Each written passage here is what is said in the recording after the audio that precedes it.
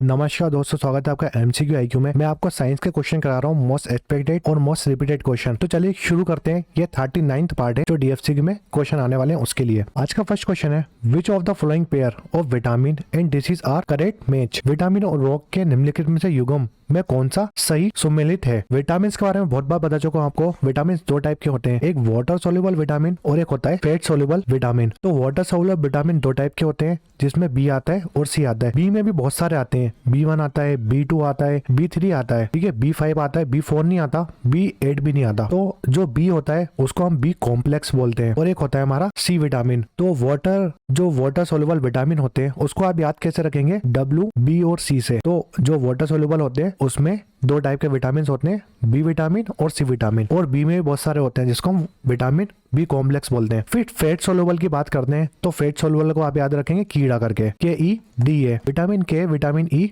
Vitamin D और vitamin A. तो इसका ऑप्शन देखते हैं, विटामिन ए। विटामिन ए की कमी से कौन सा रोग होता है, तो रैकेट्स। ये ऑप्शन बिल्कुल गलत है, क्योंकि रैकेट विटामिन डी की कमी से होता है। फिर विटामिन बी की बात करते हैं, विटामिन B1 होगा इसमें। विटामिन B1 की कमी से बेरी होता है, बिल्कुल सही है। विटामिन सी की वजह से स्कर्वी रोग होता है, ये भी सही है। तो इसमें करेक्ट ऑप्शन पूछा था तो 2 और 3 ओनली। जो विटामिन ए होता है ना, उसकी कमी से क्या होता है, नाइट ब्लाइंडनेस होती है विटामिन ए की कमी से। देखिए विटामिन ए को बोलते हैं हम रेटिनॉल, विटामिन B1 को बोलते हैं थाइमिन, विटामिन सी को एस्कॉर्बिक एसिड, विटामिन डी को, विटामिन डी दो टाइप के होते हैं। अगर D3 आएगा तो उसको हम बोलते हैं कोलेकैल्सिफेरॉल। अगर D2 आएगा, विटामिन D2 आएगा तो आर्को कैल्सिफेरॉल बोलते हैं। याद रखो, इंपॉर्टेंट क्वेश्चन है। D3 विटामिन पूछेगा तो कोलेकैल्सिफेरॉल, और D2 पूछेगा तो आर्गो कैल्सिफेरॉल। अब उसकी कमी से क्या होता है, अगर विटामिन ए की कमी होती है आपके बॉडी में तो क्या होता है, नाइट ब्लाइंडनेस होता है। विटामिन B1 की कमी से बेरी डिसीज होती है, और विटामिन सी की कमी से स्कर्वी होती है, और ये काफी इंपॉर्टेंट है। फिर विटामिन डी की कमी से रैकेट्स होता है। नेक्स्ट क्वेश्चन है, which of the following are not an example of chemical change. निम्नलिखित में से एक रासायनिक परिवर्तन का उदाहरण नहीं है। तो केमिकल चेंज के एग्जाम्पल कौन कौन से हैं, digestion of fruit in body, जो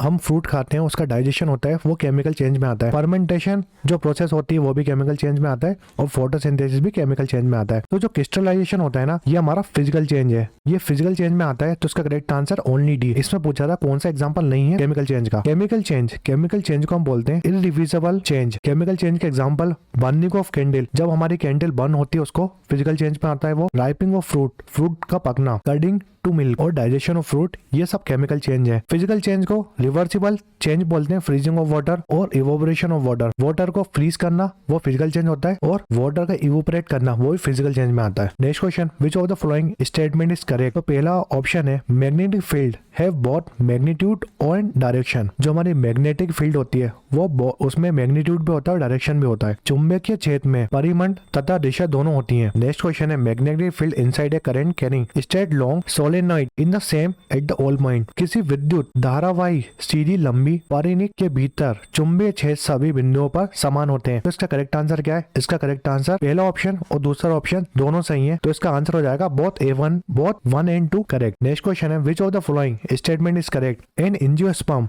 date the development of seed take place inside the ovary which change to form the fruit. अवृत्त बीज में बीजों की विकास अंडाशय के अंदर होती है, जिसमें बदलाव होकर फल का निर्माण होता है। फिर दूसरा ऑप्शन है, bryophyte are called amphibian of the plant classes. आपको पता है जो बायरोफाइट्स होते हैं उसको हम क्या बोलते हैं, उनको एम्फीबियन ऑफ प्लांट बोलते हैं। ये बिल्कुल ऑप्शन सही है। और जो एंजियोस्पर्म होते हैं उसके जो सीड्स से डेवलप होते हैं ना, वो ओवरी के अंदर होते हैं, तो ये भी सही है। इसका करेक्ट आंसर है बोथ ए एंड बी। तो एंजियोस्पर्म को हम बोलते हैं फ्लावरिंग प्लांट। तो लार्जेस्ट एंजियोस्पर्म प्लांट कौन सा होता है, यूकेलिप्टस। जो यूकेलिप्टस होता है वो लार्जेस्ट एंजियोस्पर्म प्लांट है। स्मॉलेस्ट एंजियोस्पर्म प्लांट होता है लैमना। फिर बायरोफाइट में कमी होती है, जो जाइलम और फाइलम टिश्यू होते हैं उसकी बहुत कमी होती है बायरोफाइट में, और इनको हम एम्फीबियन ऑफ प्लांट किंगडम बोलते हैं, क्योंकि ये सोइल में भी रह लेते हैं और वाटर में भी रह लेते हैं, इसलिए इनको एम्फीबियन बोलते हैं। नेक्स्ट क्वेश्चन है, a person show stunted growth, swelling of face, discolouration of hair and skin disease, this may be due to deficiency of. एक व्यक्ति में अवरुद्ध वृद्धि, चेहरे पर सूजन, बालों का रंग उड़ना और त्वचा रोग की समस्या है, ऐसा निम्नलिखित में किस कमी के कारण हो सकता है। इसका करेक्ट आंसर ऑप्शन बी। अगर आपको प्रोटीन की कमी है तो आपके फेस में स्वेलिंग आएगी, आपके जो हेयर के कलर है वो डिसकलर हो जाएंगे। स्किन डिसीज होगी आपको अगर विटामिन की कमी है। तो करेक्ट आंसर है ऑप्शन बी। नेक्स्ट क्वेश्चन है which of the following is the strongest natural fibre. निम्नलिखित में से कौन सा मजबूत प्राकृतिक सूत्र है। तो इसका करेक्ट आंसर है सिल्क। जो स्ट्रॉन्गेस्ट नेचुरल फाइबर होता है सिल्क होता है। देखिए अगर मैं फाइबर की बात करूं, फाइबर 3 टाइप के होते हैं, natural fibre, semi synthetic fibre और सिंथेटिक फाइबर। जो नेचुरल फाइबर होते हैं उसके एग्जाम्पल हैं। जो नेचुरल फाइबर होते हैं वो प्लांट और एनिमल दोनों से ऑब्टेन्ड होते हैं हमें, ठीक है। इसके एग्जाम्पल है कॉटन, सिल्क और जूट। सेमी सिंथेटिक फाइबर ये नेचुरली ऑकरिंग होते हैं, ठीक है, by chemical modification. Chemical modification की वजह से ये बनते हैं सेमी सिंथेटिक, जिसका एग्जाम्पल है सेलुलोस और डाई एसीटेट। फिर सिंथेटिक जो फाइबर होते हैं वो मैन्युफैक्चर करते हैं मैन मेड, लेबोरेटरीज में मैन्युफैक्चर होते हैं सिंथेटिक फाइबर। उसके एग्जाम्पल रायोन, नायलॉन और पॉलिएस्टर ये सिंथेटिक फाइबर के एग्जाम्पल है। नेक्स्ट क्वेश्चन है solution which of the following do not show acidic character. निम्नलिखित में से किसके विलियन अमल्य गुण दाम नहीं दर्शाता। ऐसे कौन से सोल्यूशन है जो एसिडिक कैरेक्टर शो नहीं करता। तो कर्ड, ग्लूकोज, अल्कोहल या अमीनो एसिड। तो इसका करेक्ट आंसर है जो ग्लूकोज और अल्कोहल होता है ना वो एसिडिक कैरेक्टर शो नहीं करता, बाकी कर्ड और अमीनो एसिड करते हैं। तो इसका करेक्ट आंसर है option B and C. Next question है अकॉर्डिंग टू